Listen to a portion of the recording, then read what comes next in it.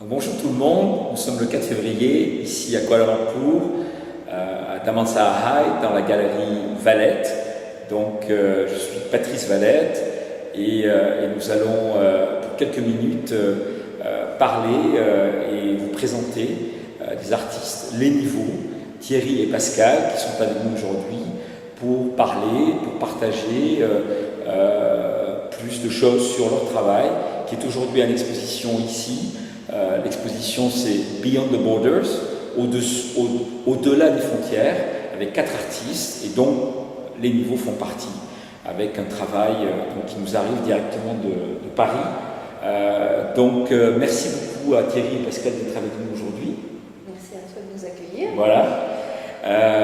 Donc j'ai quelques questions. J'ai eu l'occasion de parler déjà un petit peu avec vous et donc il y a vraiment des choses très très intéressantes certainement à développer. En tout cas, on va essayer d'aborder quelques sujets. Mais ce qui nous intéresse aujourd'hui en fait, c'est votre travail. Il n'est pas juste certainement particulier. Je pense que le travail dans l'art est toujours particulier, mais c'est vrai que ce que vous utilisez, votre mission, votre démarche en fait, elle est quand même non seulement intéressante, mais aussi forte. Je dirais que votre mission, en fait, a démarré il y a déjà quelques années. Et si on parle du début, donc qu'est-ce qui a fait cette union et quand, à quel moment vous avez décidé de travailler ensemble pour le travail que vous présentez aujourd'hui en fait. Le départ du travail, je dirais, a été sentiment végétal. Je suis plus issue d'une formation des beaux-arts, je travaillais les sculptures végétales, et Thierry plus de la photographie. Et on s'est rencontrés autour d'un outil un peu spécial qu'est le scanner, avec les végétaux.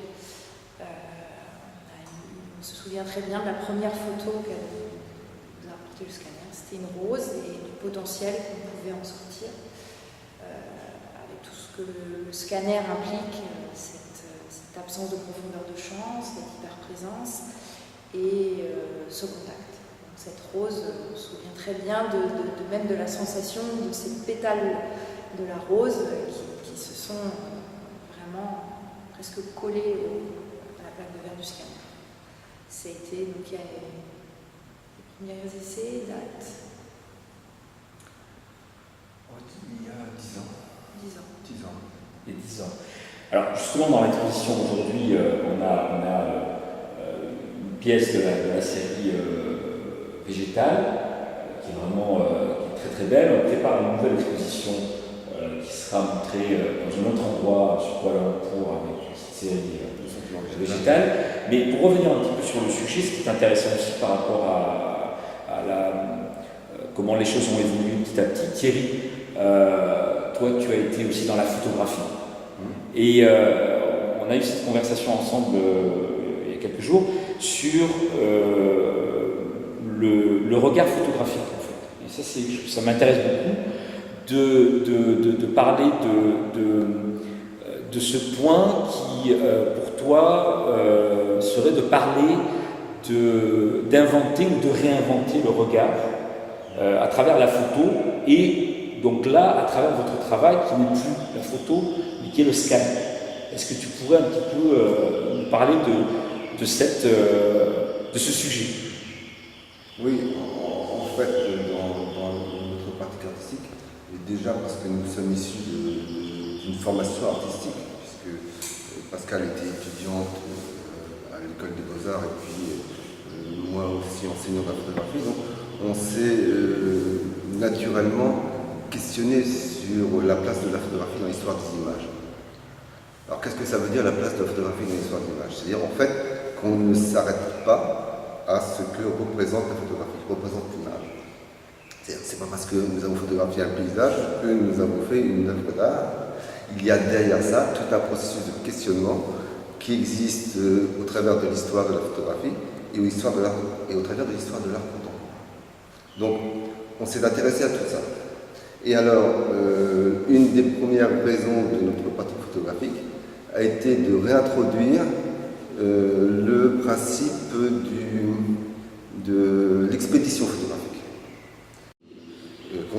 de porteurs, d'assistants pour aller photographier le monde.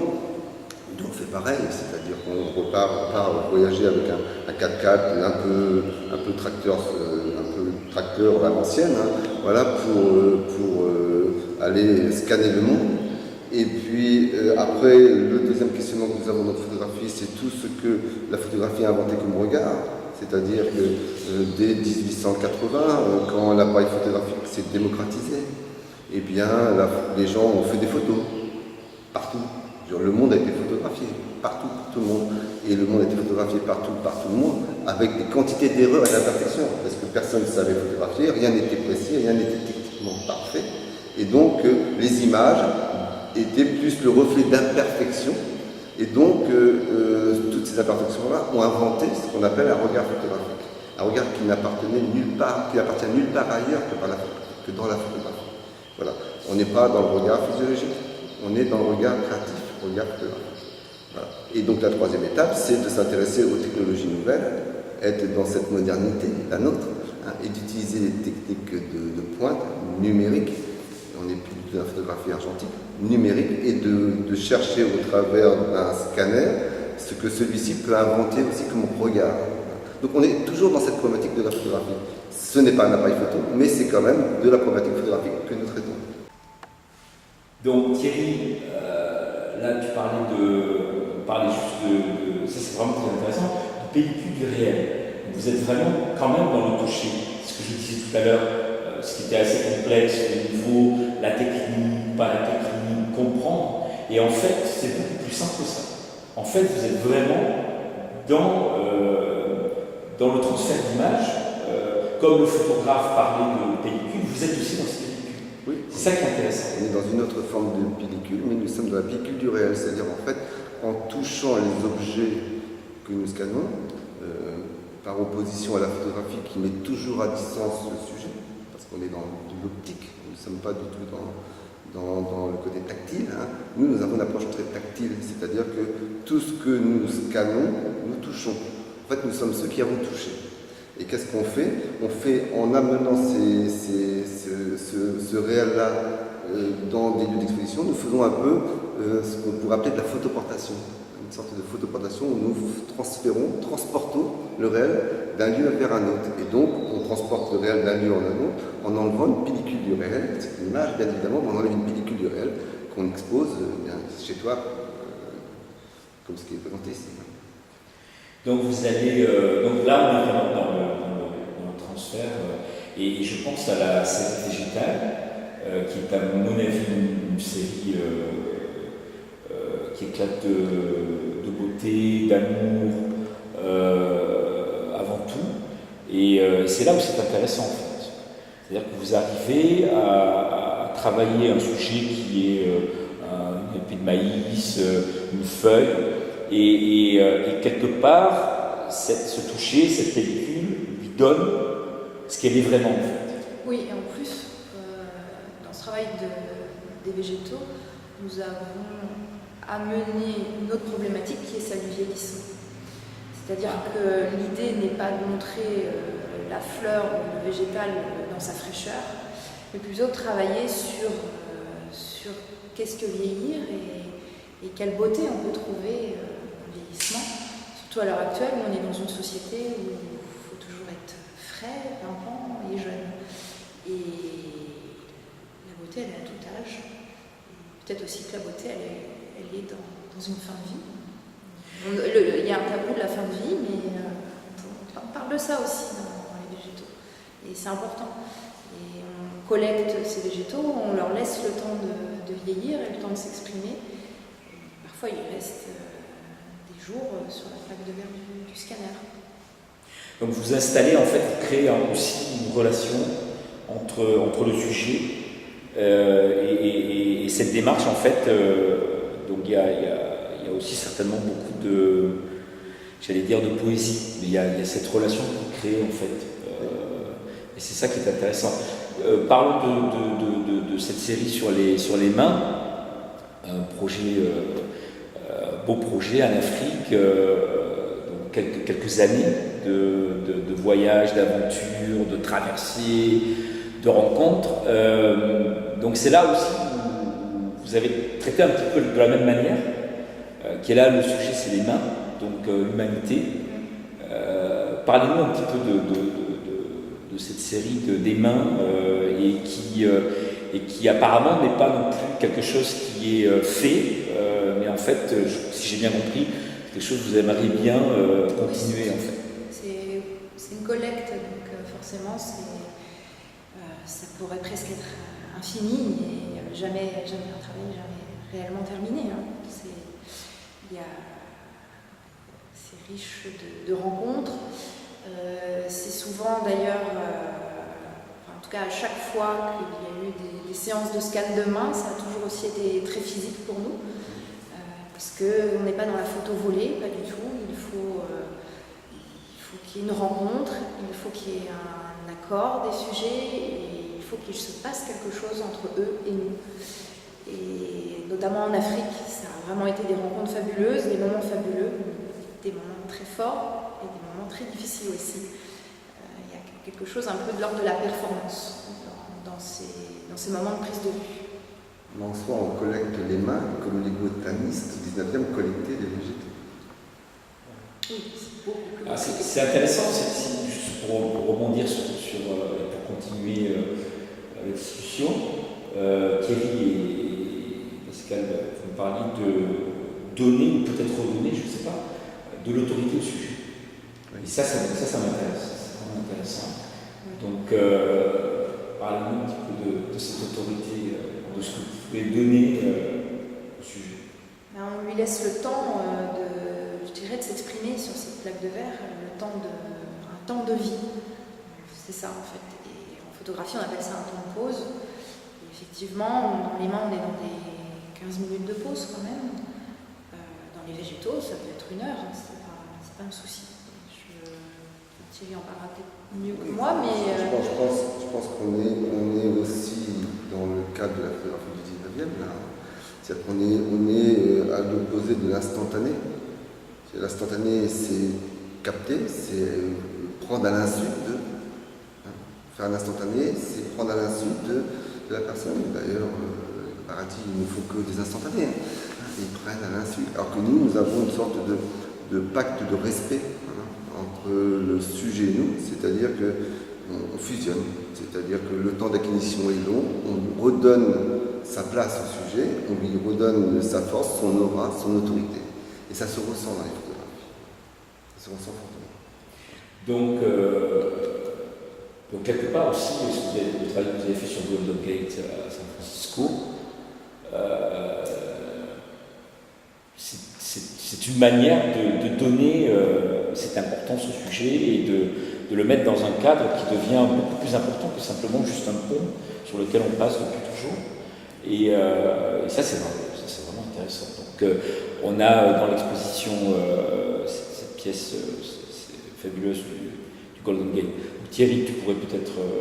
Oui, c'est toujours avec la continuité du travail artistique, avec la question de l'autorité, le temps d'acquisition, de toucher, d'être ceux qui avons touché, d'hyper-présence parce que hyper précis, puisque les photos font jusqu'à 30 gigas. 30 gigas d'acquisition, ce sont des photos monstrueuses en taille. Il faudrait 1000 à 1500 appareils photo numériques à coller les uns à côté des autres pour faire la même image. Et c'est surtout aussi, dans le travail de Golden Gate et dans tout le travail que nous avons quand nous scannons la route ou d'autres lieux comme ça, c'est faire en sorte de redonner du réel au réel.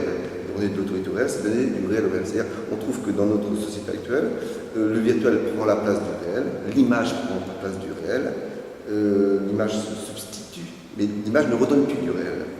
Par exemple, vous avez des photographies du Grand Canyon, c'est un exemple que je donne assez souvent, où vous regardez sur votre grand écran de télévision des photographies du Grand Canyon, c'est magnifique, vous arrivez sur place, on n'est pas du tout dans ce schéma-là, on est dans des images, dans une réalité beaucoup plus pauvre. En fait, la photographie périme le réel, une sorte de péremption du réel, d'usure du réel. Voilà. Et nous, on veut redonner de l'autorité au réel en le remettant en tant qu'image dans les lieux d'exposition. Oui. Ce qui peut être vraiment intéressant, c'est de parler du format. parce que le format, il est évidemment, quand on est dans une exposition photo comme celle-ci, nous avons là des artistes différents qui utilisent des médiums différents, et nous sommes quand même toujours dans un format que l'on connaît, encadré, avec une dimension définie, alors que vous, votre format, il est je dirais, différent. Non seulement le format, mais aussi l'encadrement, comment vous encadrez, avec quoi vous encadrez, sur quelle matière vous utilisez. Et d'autre part, ce qui est intéressant aussi à ce sujet, c'est, comme Thierry le disait, le respect du détail sur une grandeur, que ça soit du 1 mètre sur 1 mètre, ou du 2 mètres sur 2 mètres, ou sur du 8 mètres ou du 10 mètres, avoir la possibilité de toujours respecter ce détail que vous nous présentez à travers votre travail. Donc ça, c'est vraiment très intéressant. L'œuvre peut s'apprécier aussi bien de loin que de près.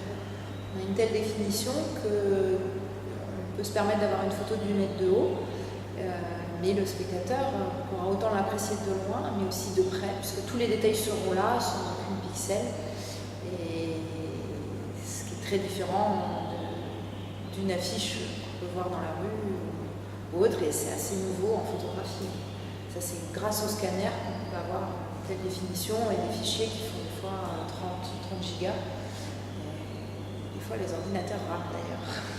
Et donc, à la limite, si vous êtes en face, d'une pièce de 10 mètres, donc par exemple une pièce, le végétal qui est derrière nous, imaginons que cette pièce-là, elle fait combien? Elle fait 1 mètre 50 de haut sur 1 mètre, 1 mètre 20. Donc imaginons cette pièce derrière moi sur 8 mètres. En fait, c'est là où c'est vraiment intéressant. C'est que, bon, moi je l'imagine, je ne l'ai pas vu, mais en fait ce que vous dites, c'est que 8 mètres, à la limite, ça apportera encore plus de détails, encore plus de pureté, de poésie, on en parlait ce matin. Et donc, en fait, ce que vous êtes en train de me dire, si je comprends bien, c'est que vous pouvez travailler sur des grandes pièces et respecter toujours autant et encore plus le sujet et la qualité. Le principe est assez simple à comprendre, c'est qu'on est toujours dans le respect du réel. Bon, à partir du moment qu'on pixelise, on quitte le réel. Bon. Nous, le MyScala peut être agrandi à 7-8 mètres d'eau. À partir de 7-8 mètres de haut, on commence à pixeliser. Donc on quitte le réel, on s'arrête à ce moment-là. Alors, juste, donc, et au niveau des cadres, parce que j'ai parlé un petit peu des cadres, donc je sais que ça c'est quelque chose qui est très important aussi, qui fait partie du travail, de ce travail, et vous passez beaucoup de temps. Pour le cadre. Le cadre, quand vous encadrez votre travail. Oui. Donc le support que vous utilisez, la technique. Le cadre en photographie fait partie d'un vrai problème pour nous, parce que en fait le cadre c'est une façon de couper l'image du monde réel. Voilà. Donc il n'y a pas de bord. Dans la photographie, il n'y a pas de bord parce qu'il n'y a pas de limite entre l'image et le réel. Ça c'est excellent. Alors Thierry parlait on a parlé un petit peu du 19e tout à l'heure, 19e siècle. Donc la question, votre travail est bien dans le 19e ou dans le 20e? Elle est dans le 21e. Dans le 21e. Ouais. Donc en soi, c'est simplement le respect de la transhistoire. Voilà. C'est-à-dire qu'on considère qu'on fait partie d'un cheminement scientifique, technique, physique et artistique. Et donc, voilà, nous sommes dans une création au XXIe siècle, bien évidemment, il suffit de regarder ce que nous faisons et les questions que nous nous posons. Mais nous faisons partie de cette transhistoire où tout tout ce qui est né de la photographie est inclus dans le truc. En fait, on est vraiment dans une histoire extraordinaire.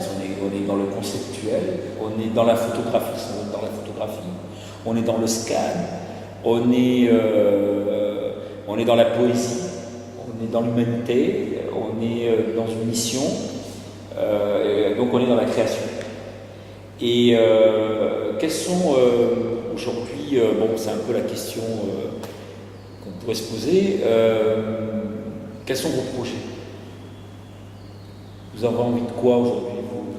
Vous êtes satisfait, vous êtes heureux, certainement, mais vous avez encore des idées, des choses que vous voudriez faire. Bon, je connais déjà on en a déjà parlé, mais aujourd'hui, là maintenant, je sais que vous allez chercher votre camion qui fait partie de l'ensemble de votre mission à Singapour, et puis vous allez voyager. Et si j'ai bien compris, c'est pas un voyage, parce que Pascal me disait, en fait, c'est vous roulez pas et vous voyagez pas pour travailler, pour créer, en fait. Vous voyagez pour rencontrer, échanger, apprendre, partager, avant tout. Oui. Et si certainement, à certains moments de ces rencontres-là et de ces aventures-là, je dirais, il vous prend cette envie de créer. Comment ça se passe? Ce processus, ça m'intéresse. Si on peut en parler en quelques mots. Donc, quel est votre plan? Vous allez, si on peut, et en même temps, ce processus. Ça se passe dans le ressenti. Dans le ressenti, si on se sent bien dans un lieu, si on se sent bien avec des gens. Voilà, alors, des fois, il y a des œuvres qui sont plus programmées que d'autres, je dirais. On a un objectif, c'est-à-dire qu'on se rend dans un lieu avec une idée bien précise, ce qui a été le cas pour les photographies de Roswell et ce qui était le cas aussi pour le travail d'Abbey Road, qui est actuellement en cours. Et puis parfois, comme l'œuvre qui est là derrière, le Golden Gate, ça a plutôt été un véritable coup de cœur et une fascination lors d'une balade qui a duré des heures et des heures sur ce pont. Justement, par rapport au Golden Gate, question, vous êtes resté combien de temps? Vous êtes resté des heures, des jours autour du Golden Gate. Vous y êtes venu, vous y êtes revenu. Comment? 2 jours. 2 jours. Et l'intérêt aussi de voyager avec notre véhicule, c'est d'avoir tout le matériel, mais c'est aussi de pouvoir rester sur le lieu, de s'imprégner du lieu, de dormir sur place. Et ça, c'est important aussi. On est dans des photographies qui touchent le sujet, et nous, on a aussi besoin de se sentir imprégné du sujet. On n'est pas dans une pratique photographique rétinienne. On n'est pas dans ce fonctionnement où je vois donc je photographie. On n'est pas dans ce moment-là. On n'est pas, entre guillemets, ce qu'on appelle le principe archaïque du créateur, le seul maître après Dieu. Et on est plutôt dans une sorte de rencontre humble avec notre environnement. Donc, on s'associe à quelque chose, on crée ensemble. On s'associe, la famille va bien, mais nous et le sujet. Et nous créons ensemble. Donc les choses sont très variées. Et donc, vous avez quelques plans, vous avez des projets, vous avez... Pour le voyage en Asie, non, encore rien. C'est le démarrage. Oui, on n'a pas d'itinéraire, on n'a pas d'idées préfabriquées. S'imprégner de ce continent.